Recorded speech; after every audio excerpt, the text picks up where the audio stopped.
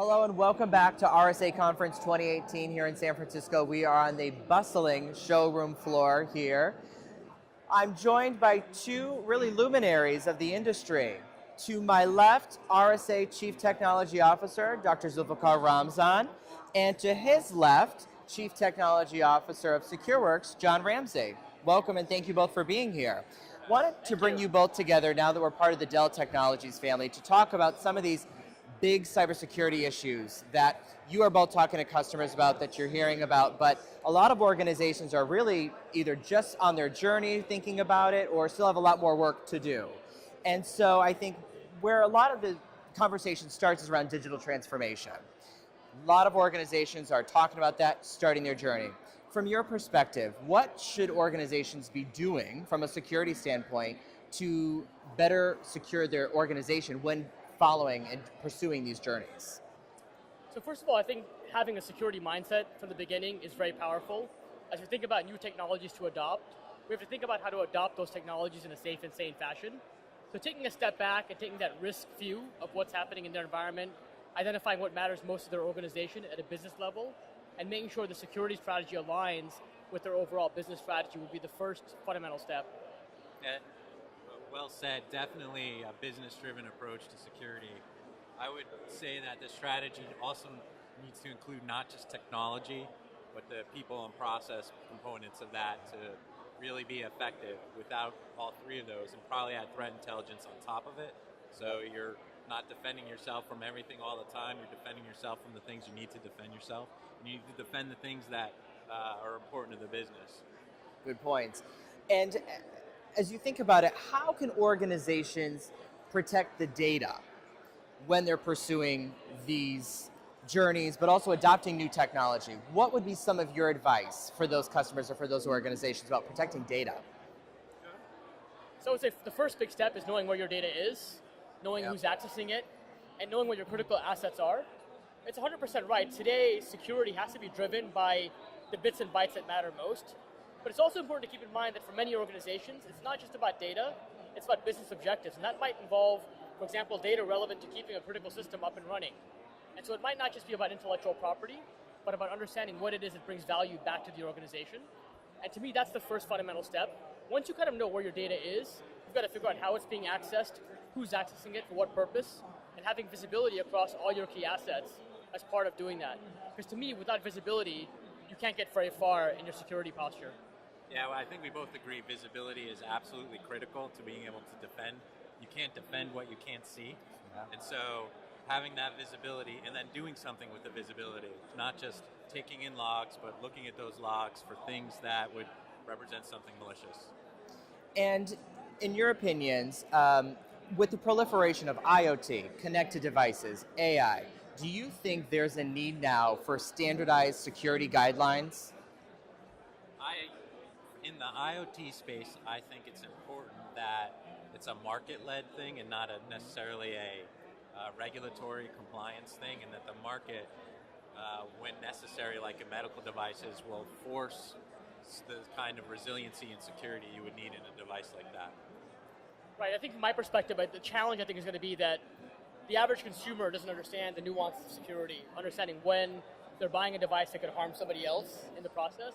So I think it's going to have to be a healthy balance between trying to create some guidelines. I don't want to say the word standard because that's too force-fitting and too rigid, but maybe guidelines. Maybe there's some equivalent of a UL certification of some sort related to IoT devices, and people who are certified against it can find ways to market that as an advantage. But I'm not sure if that's the right solution. I think that's just one of many possibilities. But I think I agree 100% that without some type of overarching framework to think about IoT security, our consumers are going to be left in the dust in terms of figuring out the right thing to do. Right. And I think what's happening now in that market is the IoT providers are assuming that the environment is going to defend the IoT device, and the environment providers are assuming that the IoT devices are secure.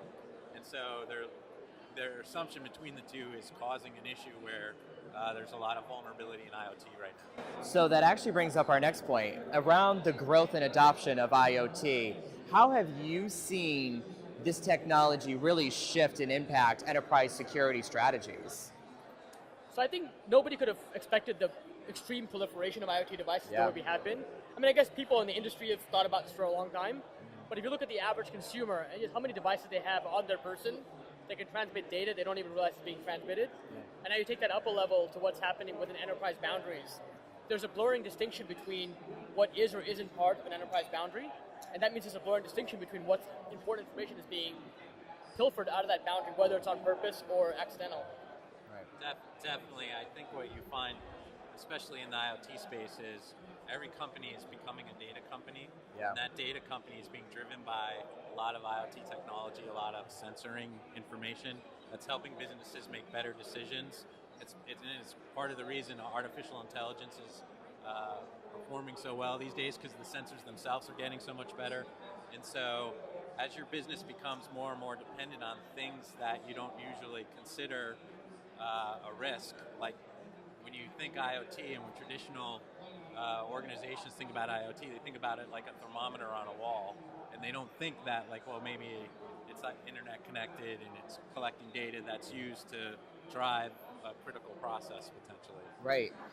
And some feel that there are some limitations around machine learning and AI.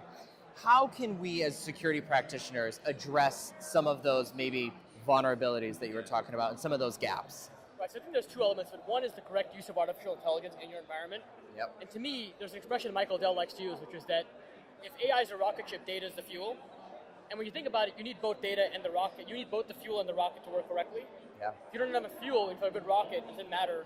And if you've got a mediocre rocket with not enough fuel, that same thing is connected. So to me, I think the real critical issue is that you've got to look at AI much more holistically, have the right data, have the right people look at that data and know what to look for that's meaningful, and have that domain expertise, and then couple the richness of the data with the richness of the domain expertise together with the AI techniques. And I think if you do the first two parts right, it almost doesn't matter how fancy your AI is at the end. Almost any off-the-shelf AI technique will work really well. The second key thing to think about is if you're going to embrace AI, how do you think about security within the context of AI? The reality is that many people treat AI as a black box. And if they're deriving models from their data and don't understand how those models are being derived, there's a very legitimate risk that somebody could come in and through some small minor data modifications could create models that will create behaviors that are completely unanticipated, and nobody's going to understand how those models came about because they don't understand how the black magic works underneath. Yeah, I agree with that. The importance of AI, and just because of the complexity of how it works in the model generation, knowing that the models are actually accurate is a real problem. In the security space, AI, I think, is one of the most important technologies to change the nature, especially when there's such a shortage of cybersecurity talent. And so the Secureworks approach using AI is very threat intelligence driven. So we take a security researcher's approach to artificial intelligence by writing things like classifiers that know the nuances of the threat to be able to detect and learn from the threat and their changes. So that actually, it's a very good point. And thinking about IoT and AI, it's one thing to talk about some of those vulnerabilities and gaps, but I think, as you mentioned, John, there's also some real opportunity in the Security Operations Center environment, the SOC environment. Zuli, what's your perspective on that? Yeah, I agree 100%. I think the reality is that we don't have enough analysts out there to deal with every single security issue that we can possibly handle. And what artificial intelligence does is it acts as a force multiplier. It makes analysts, to some degree, more powerful because on the one hand, you can use AI to surface the most relevant, interesting events. You could use AI to detect interesting events as well and reduce the load on the analyst. To me, the third place where AI will be used in the SOC is for how you do effective response automation and orchestration. That is a burgeoning area because the reality is everyone's got all these vendors, they've got to make all these technologies work together, and by applying analytical techniques, including machine learning and AI, we may be able to find new ways to orchestrate technologies and really help the Security Operations Center out considerably. Yeah, so the interesting thing about artificial intelligence at Secureworks is we have hundreds of analysts, and we don't want them spending time on things that we're confident on. So we're 100% confident that that's 100% likely to be malicious. And so where we want analysts spending time is as threat actor tactics change, we want them to study the threat actor tactics and then supervise a machine learning model to be able to learn those new tactics to then be able to effectively drive the confidence of the artificial intelligence systems up. Right. So the other piece to talk about, I think, is what are some of the risks that we're potentially introducing by bringing in AI and IoT into our SOC, maybe prematurely before we really thought it through? What are some of those vulnerabilities that maybe people aren't thinking about? Right, I think John alluded to something earlier. When you look at new technology, it's not about the technology in isolation. It's about the people and process that goes together with the technology. If those three elements aren't working in harmony, then it doesn't matter what technologies you bring in. You won't be able to use them to gain value in your environment. So for example, let's say tomorrow you decide you're going to implement a brand new deep neural network because it provides all these benefits. Let's say something goes wrong and you have to be able to fix the issue. Well, you need somebody with a PhD in artificial intelligence to come in and fix it. And if so, do you have access to that person to actually deal with the issue up front? And if not, you've got to think about that element entirely. So to me, it's the process and people that matter just as much as technology when we embrace new technical concepts into our environments. Yeah, the other thing about IoT that's really could be impactful or interesting is that it gives a physical component to a cyber threat to be able to actually manipulate an environment or do something that they couldn't necessarily do before. And that really becomes like a safety issue.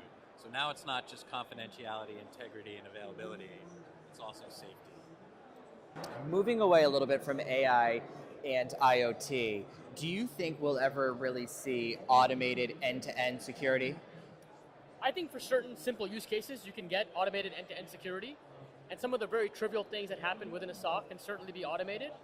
I think the real value in automation is not just in trying to do end-to-end automation, but in trying to automate the more mundane tasks. So you look at a typical SOC analyst, they spend time cutting and pasting URLs, they spend time filling out forms, they spend time doing whois lookups on data, they spend time doing GeoIP lookups, they spend time imaging systems, they spend time filing trouble tickets to make systems fixed. That's a lot of time spent on things that could be easily automated. And so to me, that is really where the magic of automation is going to come in.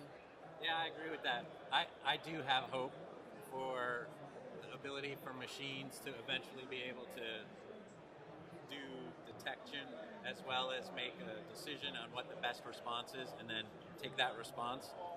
So we have components now of the ability to learn detections. And then when we start applying more AI techniques to the response component of it, we'll be able to automate a lot more of that. And I think that's exciting. The real part about automation is not that it's not that it's automated. It's that someone is allowing it to do automation. Right. And people, like what I hear from clients is they want to make sure that they are not going to break something quickly with automation. And so having confidence in the automation, maybe by some artificial intelligence that says that this will have no unintended consequence to the business, is what we need as the next step to be able to actually get to true automation. So a lot of conversations here at the RSA conference about a whole range of topics, but from each of you, what do you think we'll be talking about in 5 years as it relates to cybersecurity? I think that there are a handful of things that will change over the next 5 years. I certainly think artificial intelligence will continue to have a bigger role. I think the ability for analysts to be more impactful with less resources will be more important. And I think what we're going to find is that businesses are going to be more driven. If you just detect something and you don't take any kind of response for it or do any kind of preventative action, I think you're not reducing any risk for the business. Just knowing that there's something going on isn't helpful. And so I think we're going to see a lot of burgeoning technology and capability come out that allows you to actually do a lot more that you couldn't do before, especially in like software-defined data centers where now everything is API interrogatable and API manipulatable. So now you can actually start building this automation and capability so an analyst can take very wide and aggressive actions very, very easily, very, very quickly. Kind of my hope in the next 5 years is that, and I believe this is going to happen, we'll start seeing organizations take a much more deeper risk-driven view of their security posture. Today, people buy a bunch of devices, they deploy them, and they kind of hope to see what works, and then they report back up to their board or their CISO or the CIO about the corresponding results. But we have to take a fundamental step back and think through risk. That's an area that's been, in many ways, very murky. In more recent times, we've seen interesting models pop up like FAIR or Bowtie and others that can help you reason about your risks. As those models mature, and as our ability to understand and reason about risks improves, we'll be able to truly start connecting security results with business results. And that to me will be the holy grail, and I hope to get there within 5 years.